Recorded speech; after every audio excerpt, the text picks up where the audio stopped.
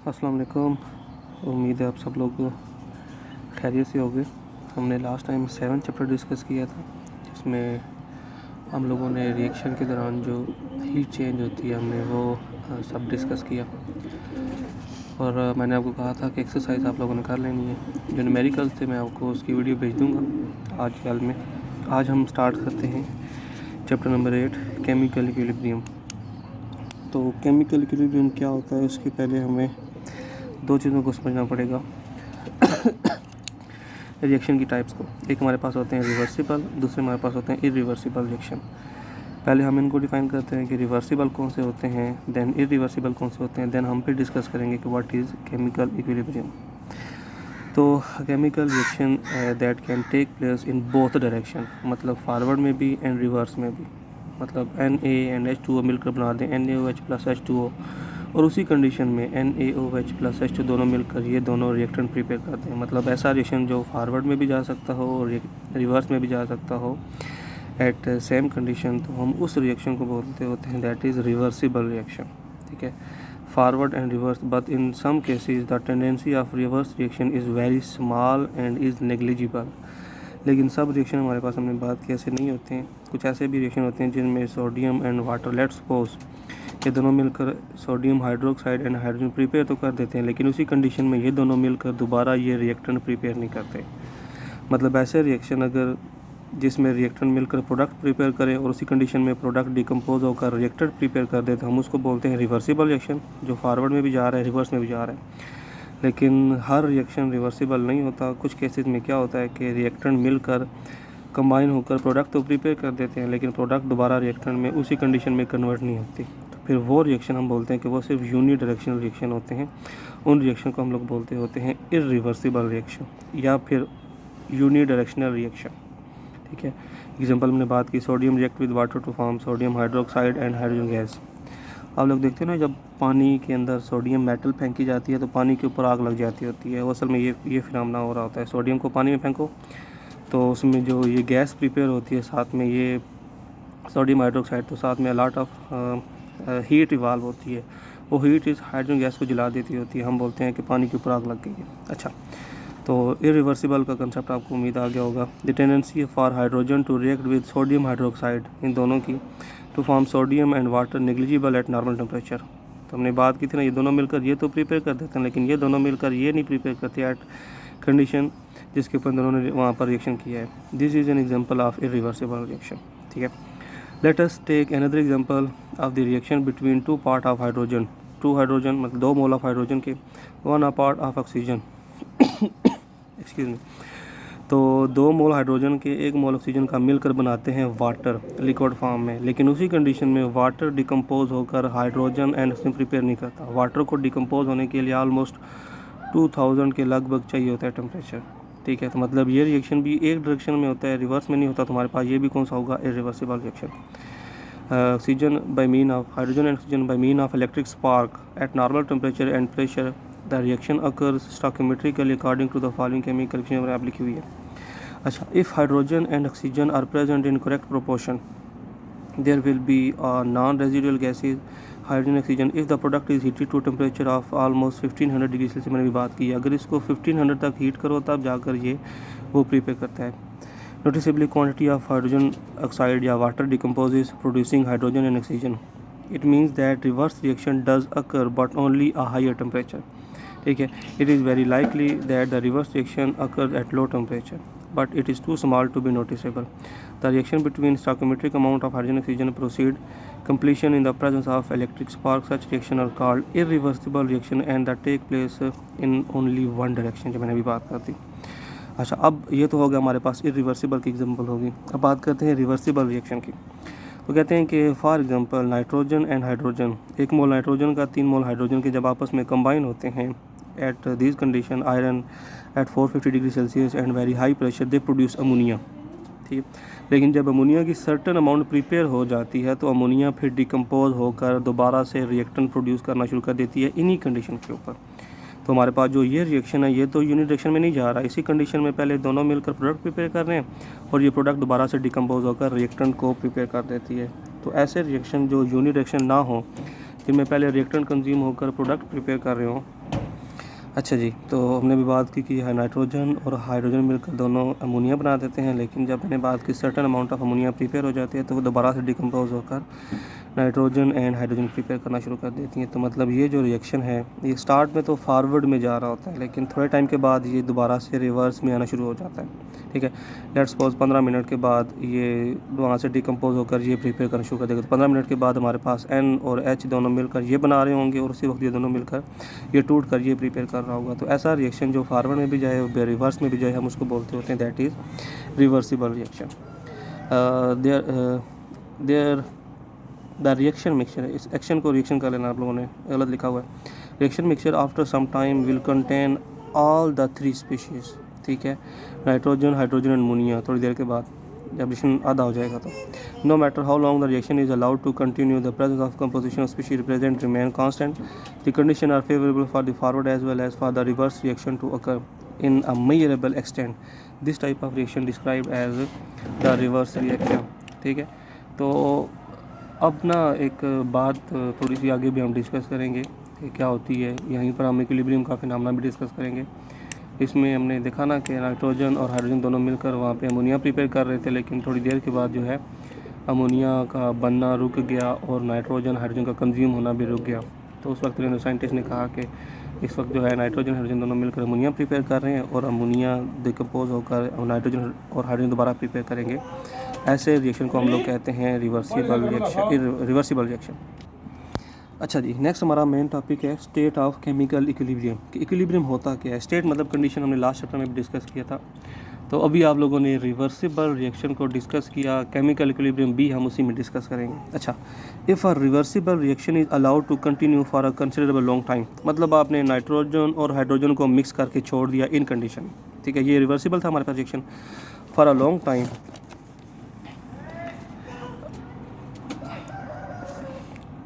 अगर आपने रिएक्टेंट एक रिवर्सिबल रिएक्शन में रिएक्टेंट को मिलाकर उसकी कंडीशन देकर छोड़ दिया काफ़ी लॉन्ग टाइम के लिए without changing the condition, there is no further change in composition of their reaction mixture. बड़ा सिंपल बात यह है कि हाइड्रोजन और नाइट्रोजन को मिलाकर जब छोड़ दिया जाए, लेट्स सपोज 15 मिनट के बाद उसमें अगर उसकी कंपोजिशन चेक की जाए तो उसमें 50% प्रोडक्ट अमोनिया होगी, 25% कह लो नाइट्रोजन, 25% होगे हाइड्रोजन होगी। तो 15 मिनट के बाद लेट्स सपोज हमने ये कंपोजिशन चेक की है, 20 मिनट के बाद देखी तो दोबारा ये कंपोजिशन, 30 मिनट के बाद देखी दोबारा ये कंपोजिशन, 50 मिनट के बाद देखी दोबारा ये कंपोजिशन, 100 मिनट के बाद देखी दोबारा ये कंपोजिशन। इवन के समझ लो कि जितनी देर तक हम जिंदा हैं जब हम चेक करते रहे तो उनकी कंपोजिशन में फ़र्क नहीं आया। जब कंपोजिशन में फ़र्क नहीं आया तो उस वक्त साइंटिस्ट ने एक नया फिनोमेना इंट्रोड्यूस किया। वो फिनोमेना क्या है हम वो डिस्कस करते हैं।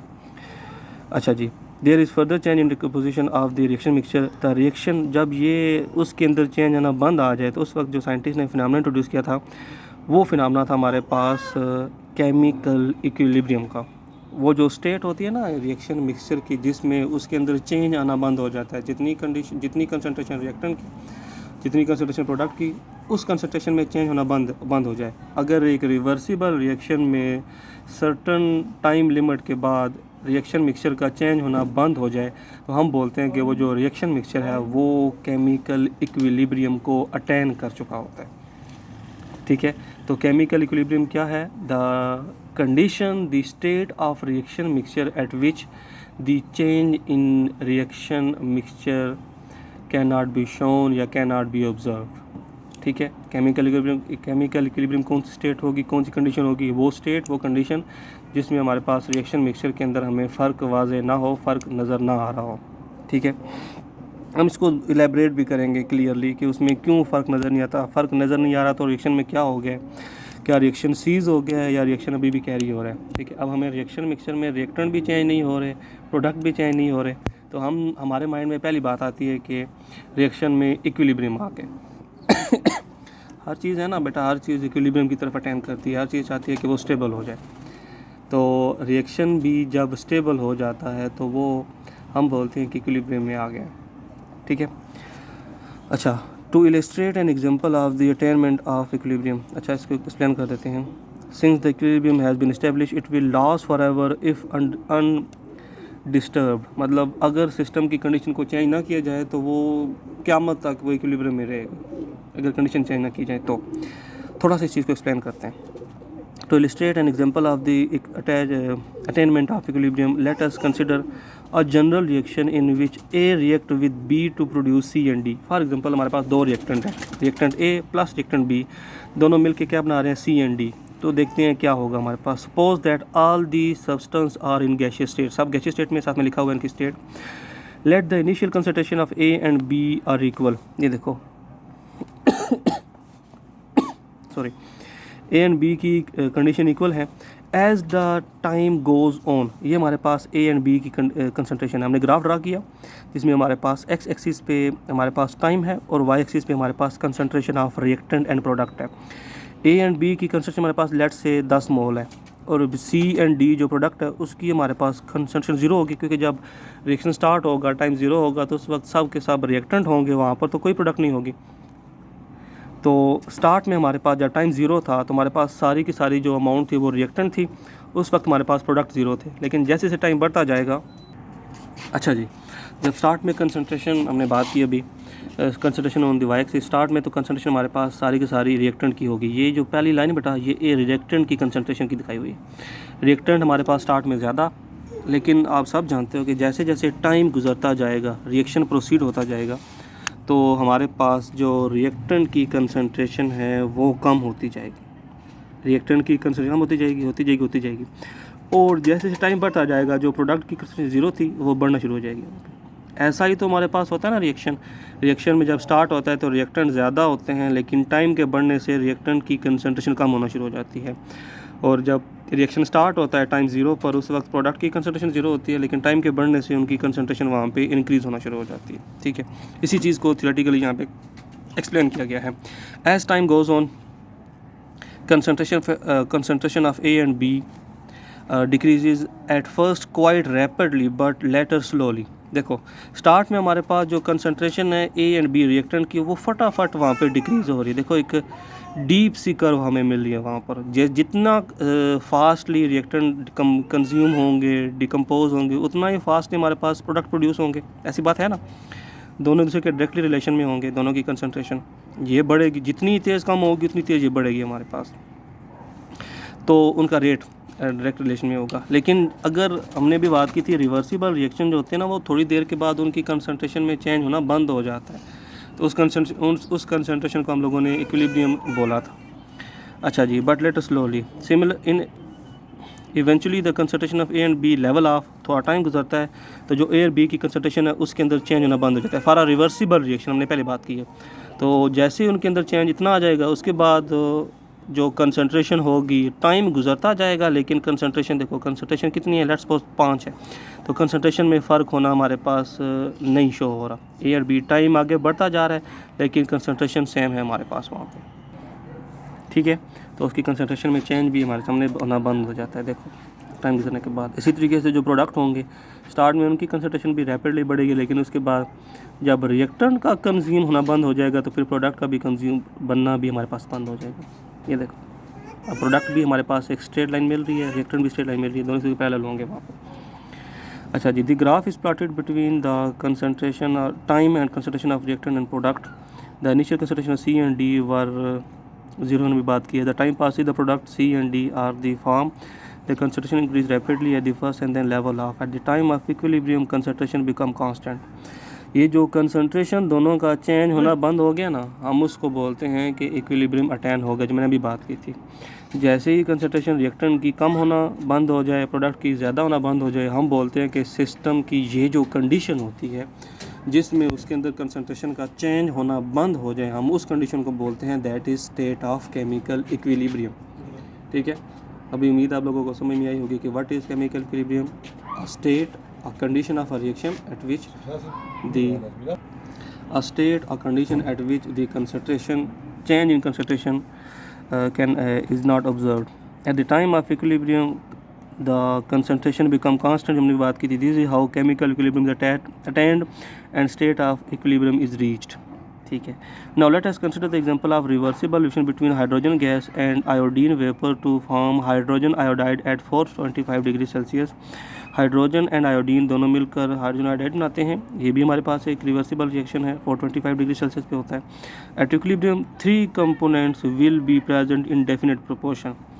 जब इनके दरमियान इक्विलिब्रियम अटैन हो जाएगा तो उस वक्त इनकी जो कंसंट्रेशन होगी वो समझ लो, अगर कंडीशन चेंज ना की जाए तो क़यामत उनकी कंसंट्रेशन वही रहेगी। इसीलिए हम उसको बोलते हैं that state is chemical equilibrium reaction mixture. The equilibrium is established when the rising curve of product HI hydrogen iodide and the falling curve of reactant H2 and I2 become parallel to the axis। H2 plus I2 मिलकर क्या बनाते हैं hydrogen iodide 425 degree Celsius पे।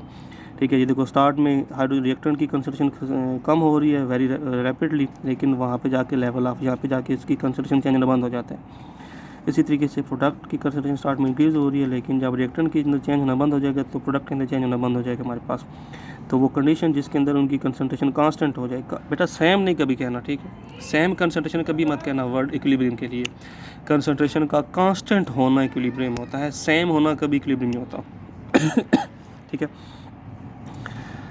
The same equilibrium is obtained irrespective the fact whether the reaction start by mixing hydrogen iodine और by the decomposition of. अच्छा, चाहे आप hydrogen और आयोडीन को मिला के HI बनाओ, चाहे आप हाइड्रोजन आयोडाइड को डिकम्पोज करो इस टेम्परेचर के ऊपर, यही कर्व आपके पास मिलेगी। ठीक है, the situation suggest 2 possibility of the state of reaction equilibrium. अब बात आती है कि इक्विलिब्रियम हमने बात की कि कंसंट्रेशन में चेंज होना बंद हो गया। अब बात आती है कि कंसंट्रेशन में चेंज होना क्यों बंद हो गया, क्या रीज़न होती है कि रिएक्टेंट ना कंज्यूम हो रहे हैं ना न्यू प्रोडक्ट बन रहे हैं। इसकी क्या रीज़न होती है? रिएक्टेंट की कंसंट्रेशन भी चेंज होना बंद हो गई है और प्रोडक्ट की भी बंद हो गई है, तो हम बोलते हैं कि इक्विलिब्रियम स्टैब्लिश हो गया। तो इक्विलिब्रियम पे हो क्या रहा होता है हम वो डिस्कस करते हैं।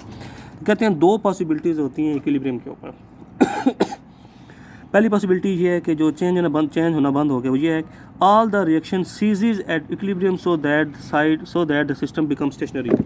मतलब सिस्टम जो हमें स्टेशनरी नज़र आ रहा है, सिस्टम के अंदर हमें चेंज नहीं शो हो रहा, उसकी एक रीज़न तो ये है कि रिएक्शन हो ही नहीं रहा। मतलब ये रिवर्सिबल रिएक्शन ना तो फॉरवर्ड में रिएक्टेंट जा रहे हैं ना जो प्रोडक्ट है वो रिवर्स में आ रहे हैं। एक तो कंडीशन ये है कि सिस्टम सीज हो गया, रुक गया, बिल्कुल जैम हो गया, फ्रीज हो गया, तो उसमें रिएक्टेंट कंज्यूम नहीं हो रहे, प्रोडक्ट डिकम्पोज नहीं हो रहे। ठीक है, एक तो कंडीशन ये है।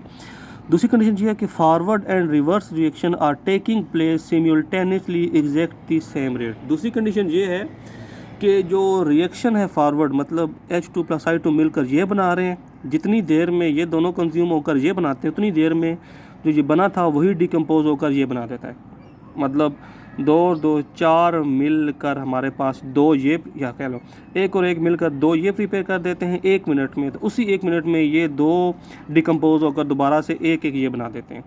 मेरी बात समझ में आई है कि कह रहे हैं कि दूसरी कंडीशन ये है कि फॉरवर्ड और रेट रिएक्शन सेम रेट के साथ हो रहे हैं, सेम स्पीड के साथ हो रहे हैं। तो इक्विलिब्रियम के ऊपर बेटा 2 पॉसिबिलिटीज़ होती हैं, हम डिस्कस करेंगे कौन सी पॉसिबिलिटी स्टेबल है, सूटेबल है, हम वही को कैरी करेंगे, दूसरी को छोड़ देंगे। एक तो ये है कि रिएक्शन सीज हो गया, रिएक्शन नहीं हो रहा हमारे पास, ना फॉरवर्ड हो रहा है ना रिवर्स हो रहा है। लेकिन दूसरी कंडीशन जो सूटेबल क्यों है वो डिस्कस करते हैं एक्सक्यूज़ मी, कि जो फॉरवर्ड रिएक्शन है और जो रिवर्स रिएक्शन है दोनों का डिकम्पोज होकर ये बनाना है, इसका डिकम्पोज होकर ये बनाना, दोनों सेम रेट के साथ हो रहे हैं। मतलब अगर दोनों मिलकर 2 ये बनाते हैं तो उसी कंडीशन में 2 डिकम्पोज होकर ये बना देते हैं। ठीक है, हम उसको बोलते हैं कि इस रिवर्सिबल रिएक्शन पे इक्विलिब्रियम के ऊपर ये काम हो रहा होता है। It is now universally accepted that the latter condition prevail in reversible reaction. ये जो लेटर कंडीशन है ना कि forward and reverse reaction take place हो रहे होते हैं एट इक्विलिब्रियम के ऊपर। ठीक है, तो इक्विलिब्रियम के ऊपर हमारे पास फॉरवर्ड रिवर्स सेम रेट के साथ होते हैं, रिएक्शन सीज कभी नहीं होता। It is known as of the state of dynamic equilibrium. अच्छा, ये जो पहली कंडीशन थी ना, अगर ये होता ना रिएक्शन सीज हो गया, हम उसको बोलते हैं स्टैटिक इक्विलिब्रियम, रुका हुआ इक्विलिब्रियम। और ये जो दूसरी कंडीशन है जिसमें रिएक्शन इक्विलिब्रियम है, कंडीशन चेंज नहीं हो रही है, सॉरी कंसंट्रेशन चेंज नहीं हो रही लेकिन सिस्टम रुका हुआ है, हम उसको बोलते हैं डायनामिक इक्विलिब्रियम। ठीक है, तो इक्विलिब्रियम हमारे पास केमिकल इक्विलिब्रियम जो होता है ना वो हमारे पास होता है डायनामिक इक्विलिब्रियम। ये था हमारे पास इक्विलिब्रियम का थोड़ा बहुत कंसेप्ट। ठीक है, आगे हम डिस्कस करते हैं लॉ ऑफ मास या लॉ ऑफ मास एक्शन के बारे में। What is law of mass action, बड़ा इंपॉर्टेंट है, आपको फर्दर भी केमिस्ट्री में काम हेल्प करेगा। A state of dynamic equilibrium help to determine the composition of reacting substances and the products at equilibrium. ये जो डायनेमिक इक्विलिब्रियम है ये हमें कह रहे हैं कि हेल्प करता है कि हम वहाँ पर देख सकें कि रिएक्शन के अंदर रिएक्टेंट की कितनी सब्सटेंस है और प्रोडक्ट की कितनी सब्सटेंस है। ठीक है, कैसे? Using law of mass section. वो क्या है वो बात डिस्कस करते हैं। We use the relationship which was derived by C.M. Guldberg and P. Waage. ठीक है, दोनों साइंटिस्ट थे जिन्होंने law of mass section present किया था 1864 में। है क्या? It is known as the law of mass section excuse me. है क्या? It state that the rate at which reaction proceed, वो रेट जिसके ऊपर रिएक्शन प्रोसीड कर रहा होता है, is directly proportional to the product of active masses of the reactants. कहते हैं ये जो रिएक्शन की स्पीड होती है ये किस पे डिपेंड कर रही होती है? ये जो हमारे पास रिएक्शंस होते हैं ना, रिएक्शंस के अंदर जो रिएक्टेंट्स होते हैं उनकी प्रोडक्ट के इक्वल होती है। प्रोडक्ट बोलते हैं उनके मल्टीप्लिकेशन के, मतलब इस रिएक्शन में जो रिएक्टेंट हैं ए बी, इन दोनों की प्रोडक्ट की इक्वल होगी। जैसे ये रेट ऑफ रिएक्शन और एफ फिलहाल इग्नोर करो, जो अब मैं उसकी बात समझ रहे हैं। Rate of reaction is directly proportional to the product of, product मतलब क्या? Multiplication of reactants. ठीक है, इस रिएक्शन में रिएक्टेंट कौन से हैं? ए बी है ना, इन दोनों को मल्टीप्लाई करो, उसके डायरेक्ट रिलेशन में उस रिएक्शन का रेट होता है। ठीक है, लॉ ऑफ मास सेक्शन में क्या कहता है? Rate of any reaction is directly proportional to the product of reactants. ठीक है, product of active masses of the reactant. Active mass बेटा उसको बोलते हैं जो वहाँ पर ड्यूरिंग रिएक्शन वहाँ पर हमारे पास इन्वॉल्व होता है। ठीक है, हो गया क्लियर? ठीक है, अच्छा मैं एक बार फिर एक्सप्लेन करता फिर आगे चलते हैं। लॉ ऑफ मास सेक्शन क्या है कि किसी रिएक्शन की स्पीड, किसी रिएक्शन का जो रेट है वो किस पे डिपेंड करता है? उस रिएक्शन के अंदर जितने भी रिएक्टेंट्स हैं ना, उनका जो एक्टिव मैस है जो वहाँ पर अवेलेबल है रिएक्शन करने के लिए, उसकी प्रोडक्ट के बराबर होता है, उसकी मल्टीप्लिकेशन के बराबर होता है। यहाँ पे दो रिएक्टेंट हैं, इन दोनों को मल्टीप्लाई करो, इन दोनों की एक्टिव मैस को, इन दोनों के अवेलेबल मैस को मल्टीप्लाई करो, मल्टीप्लाई करने के बाद वो डायरेक्ट रिलेशन में होगा उसके रेट के। ठीक है, the term active mass represent the concentration of mole per DM cube of the reactant and products for a dilute solution. उन्होंने एक्टिव मैस को आगे एक्सप्लेन भी कर दी है। The term active mass represent the concentration, reactant की concentration किस में? मोल पर डीएम क्यूब में, of the reactants and products for a dilute solution. Dilute solution में उनकी concentration mole per DM cube है। अच्छा जी, नाउ कंसिडर, हम जनरल इसको थोड़ा सा एक्सप्लेन करते हैं। Consider the general reaction with A and B are reactant and C and D are products. ठीक है, the reaction is represented by the following chemical equation. A plus B मिलते हैं तो सी एंड डी मिलते हैं। के एफ, बट अब के कांस्टेंट है, एफ फॉर फॉरवर्ड रिएक्शन। ठीक हो गया? अब देखो ना, फॉरवर्ड रिएक्शन जब होगा ए एंड बी रिएक्टेंट होंगे, सी डी प्रोडक्ट होगा। जब रिवर्स रिएक्शन होगा सी एंड डी फिर रिएक्टेंट होंगे और ए एंड बी प्रोडक्ट होंगे। ऐसी बात है ना, जब रिवर्स जाएगा तो फिर रिएक्शन ये होंगे, प्रोडक्ट ये होंगे हमारे पास। ठीक है, the equilibrium concentration of A B C D are represented in square brackets. ये हम इनकी एक्टिव कंसंट्रेशन को रिप्रेजेंट कर रहे हैं। बेटा ये जो स्क्वायर ब्रैकेट होती है ना, ये मोल पर डीएम क्यू को रिप्रेजेंट करती है। Concentration in mole per DM Q इनके एक्टिव मैस को रिप्रेजेंट करती है। तो एक का कंसंट्रेशन होगा इक्विलिब्रियम के ऊपर, B concentration, C and D concentration, and they are expressed in mole per DM cube according to the law of mass action. क्या था हमारे पास? फॉरवर्ड रिएक्शन होगा तो ए बी रिएक्टेंट होंगे, रिवर्स रिएक्शन होगा तो सी डी रिएक्टेंट होंगे। ठीक है, तो जो रेट होगा फॉरवर्ड रिएक्शन का, देखो rate of forward reaction R F किसके प्रोपोर्शनल था? Directly proportional to the active mass of the reactant. A and B का एक्टिव मैस कौन सा है? ए की कंसंट्रेशन, बी की कंसंट्रेशन, दोनों को मल्टीप्लाई करो, उसके डायरेक्ट रिलेशन में हमारे पास फॉरवर्ड रिएक्शन होगा। ऐसी बात है ना।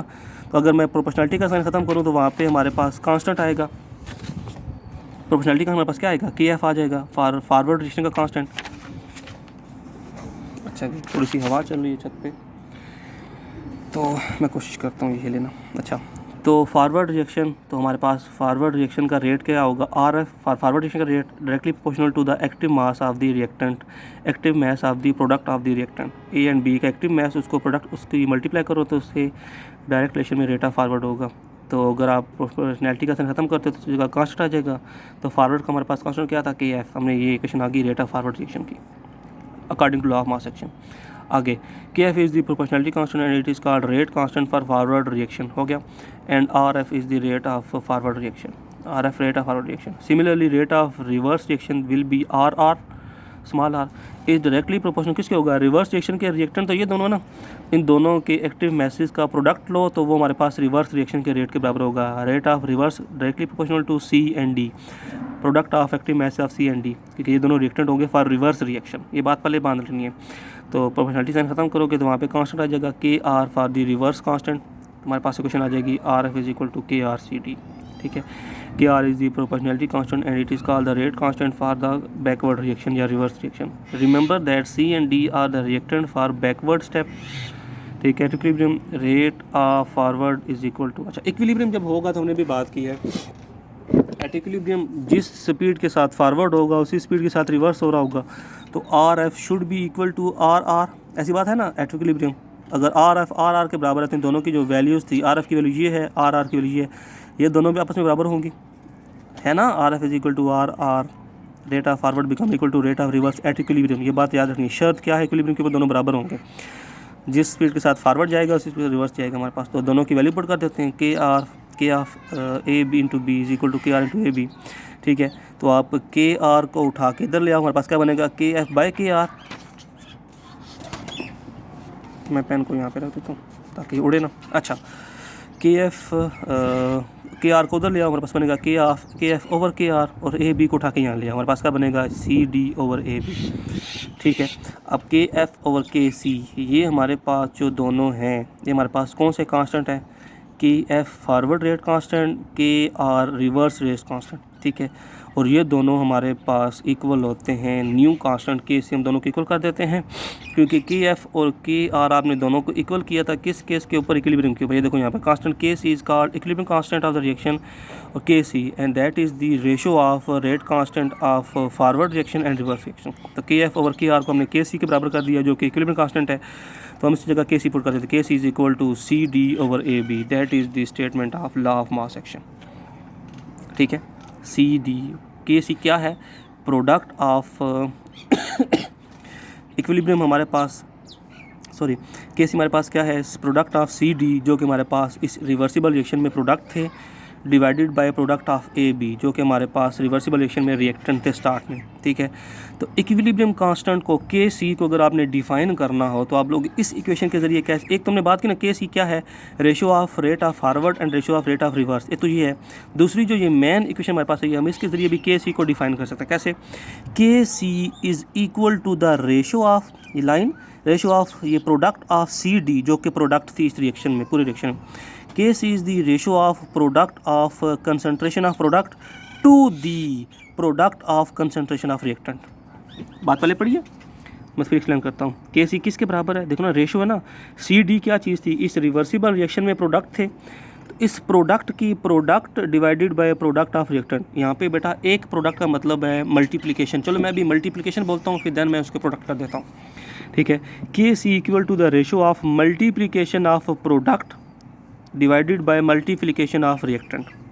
ठीक है, तो ये रिएक्टेंट की कंसंट्रेशन यहाँ पे दी हुई है ना, C bracket is the concentration of C, तो मैं कह सकता हूँ K C is equal to the ratio of multiplication of active mass of product divided by multiplication of active mass of reactant. ये हमारे पास के सी की डेफिनेशन होती है इस इक्वेशन के जरिए। ठीक है, the constant K C is called equilibrium constant of the reaction case is the ratio of two rate constant. Conventionally, while writing equilibrium constant, the product are written as numerator and the reactants as denominator. अभी बेटा आपको एक बात याद रखनी है, हमेशा जब भी आप लॉ ऑफ मास एक्शन लिखोगे ना तो प्रोडक्ट को हमेशा न्यूमरेटर में लिखना है और जो रिएक्टेंट होंगे उनको आपने डिनोमिनेटर में लिखना है। नीचे लिखना है रिएक्टेंट को और प्रोडक्ट को हमेशा ऊपर लिखना है।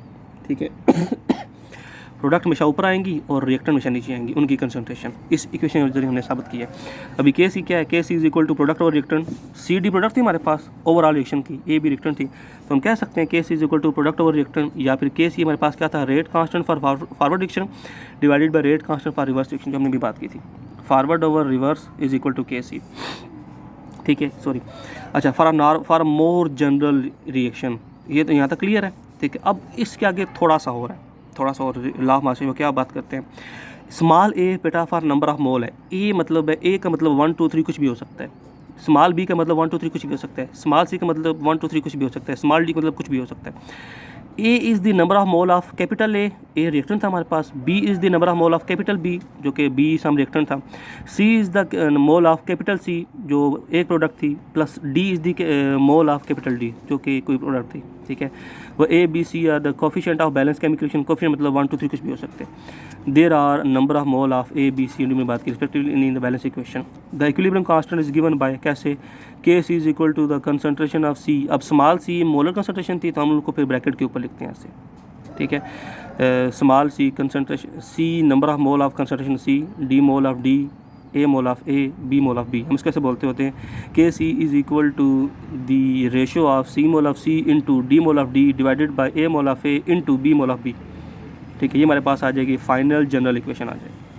Hence the coefficient in the equation appear as exponents, exponent power के फॉर्म में of the terms concentration in the equilibrium constant equation, ठीक है। ये हमारे पास था लॉ ऑफ मास सेक्शन, ठीक है। अगली वीडियो में हम डिस्कस करेंगे यूनिट ऑफ इक्विलिब्रियम कांस्टेंट, ठीक है।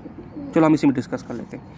Equilibrium constant is the ratio of product of the concentration of the product of concentration of मैंने भी बात की है, ठीक है। मैंने भी बात एक्सप्लेन की थी उन्होंने यहाँ पे लिख दी। If the reaction has equal number of mole and reactant and product sides, मतलब एक मोल इधर दो मोल, एक मोल इधर 4 मोल हो गए, 2 मोल रिएक्टेंट के 2 मोल प्रोडक्ट के, तो यूनिट क्या बनेंगे 2 मोल कैंसिल हो जाएंगे। अगर रिएक्टेंट एंड प्रोडक्ट के मोल इक्वल हैं तो उसके कोई यूनिट नहीं होंगे। हम यहाँ पे बात कर लेते हैं। Has no mole unit when the number of mole unequal then it has units, ठीक है। Related to the concentration or pressure but it is usual practice that we don't write the unit with kp और kc values। अच्छा बात करते हैं अभी देखो ये रिएक्टेंट की 1 मोल है, कुछ नहीं लिखा होता तो 1 मोल होता है, 1 मोल। तो ब्रैकेट का मतलब क्या होता है, मोल पर डीएम क्यूब, अगर आप याद हो तो इसकी क्या होगा मोल पर डीएम क्यूब, एक का रिएक्टेंट का, इसका मोल पर डीएम क्यूब लिख दिया, इसका मोल पर डीएम क्यूब, इसका मोल पर डीएम क्यूब, ये मोल पर डीएम क्यूब, ये मोल पर डीएम क्यूब कैंसल, ये मोल पर डीएम क्यूब, ये मोल पर डीएम क्यूब कैंसल। अगर देखो रिएक्टेंट के भी 2 मोल पर डीएम क्यूब थे, इसके भी 2 मोल पर डीएम क्यूब थे। अगर रिएक्टेंट और प्रोडक्ट के मोल सेम हो तो हमारे पास उस फिर के सी की उस वक्त कोई यूनिट नहीं होते, ठीक है। के सी की यूनिट कब नहीं होते, जब reactant and product number of mole same हो। तो ये बेटा याद रखनी है बात, पल्ले बांध लो। क्वेश्चन है ना कि के सी की यूनिट कब नहीं होती, तो बोलो जब रिएक्टेंट एंड प्रोडक्ट के नंबर ऑफ मोल सेम हो तो उस वक्त के सी की वैल्यू नहीं होती, सॉरी के सी के यूनिट नहीं होते, ठीक है। लेकिन अब देखो इसमें देखो N2 1 मोल 3H2 3 मोल, 1 मोल 3 मोल 4 मोल रिएक्टेंट के और प्रोडक्ट के 2 मोल। अब दोनों के मोल इक्वल नहीं है तो हम फिर इनके निकाल सकते हैं यूनिट, कैसे NH3 का स्क्वायर, जैसे मैंने बात की थी ना ये सॉरी हाँ के C is equal to product और रिएक्टेंट NH3, जो आपको याद हो तो आपने डी के ऊपर डी लिखा था, सी के ऊपर सी लिखा था, ए के ऊपर ए, बी के ऊपर ए, तो इनके मोल हम एक्सपोनेंट की फॉर्म में लिखते होते हैं। देखो प्रोडक्ट के सी क्या थी, प्रोडक्ट और रिएक्टेंट, हमारे पास प्रोडक्ट क्या है NH3 है, इसके 2 मोल है तो हमने NH3 के 2 लिख दिया, तो इसकी क्या आएगा मोल पर डीएम क्यू का स्क्वायर आ जाएगा इसकी यूनिट का, डिवाइडेड बाय N2 का मोल नहीं है, N2 के ऊपर 1 आएगा, तो ना लिखो कोई फर्क नहीं पड़ता। H2 के 3 मोल 3 ऊपर आ जाएंगे, तो हमारे पास कब बनेगा मोल पर डीएम क्यूब और का square divided by mole per DM cube इसके एंड के, और मोल पर डीएम क्यूब का क्यूब, ठीक है। ये 2 और ये 3 से 2 कैंसिल हो जाएंगे, हमारे पास क्या आ जाएगा मोल इंटू मोल स्क्वायर और डीएम क्यूब डीएम -6 आ जाएगा। लेकिन जब ये ऊपर जाएंगे हमारे पास क्या बन जाएगा, ये मोल स्क्वायर था ऊपर जाएगा तो मोल -2 हो जाएगा, मोल -6 डीएम क्यूब -6 था तो ऊपर जाएगा +6 हो जाएगा, ठीक है। ये आप लोगों ने हो जाएगा आप लोगों से आसानी से, ये आप लोग से मैथमेटिक है, नीचे से ऊपर लेके जाना है। इस the expression of K C we have ignored the physical state for the sake of convenience, हम फिजिकल स्टेट को यहाँ पे इग्नोर करते होते हैं, ठीक है। इसका एक एग्जांपल है, आपने इसको एक बार खुद देखना है, यही लगेंगे इसके ऊपर रिलेशन, या ये लगेगा यही लगेगा वहाँ, ठीक है। मैं आपको एक बार देख के बता देता हूँ। फॉलोइंग क्वेश्चन स्टेट इक्विलिब्रियम, ठीक है। हाँ जी, आपने के सी की लगानी है वैल्यू, आपने एक बार खुद करना है, मुझे आपने कल भेजना है ताकि मैं समझ आपको समझ में ही नहीं आया, ठीक है। ये था लेक्चर हमारे पास केमिकल का फर्स्ट लेक्चर। उम्मीद आप लोगों को कुछ ना कुछ पहले पढ़ा होगा। नेक्स्ट वीडियो में हम लोग equilibrium constant expression for the some important discuss करेंगे, काफ़ी इंपॉर्टेंट वो वाला भी। अल्लाह हाफिज़।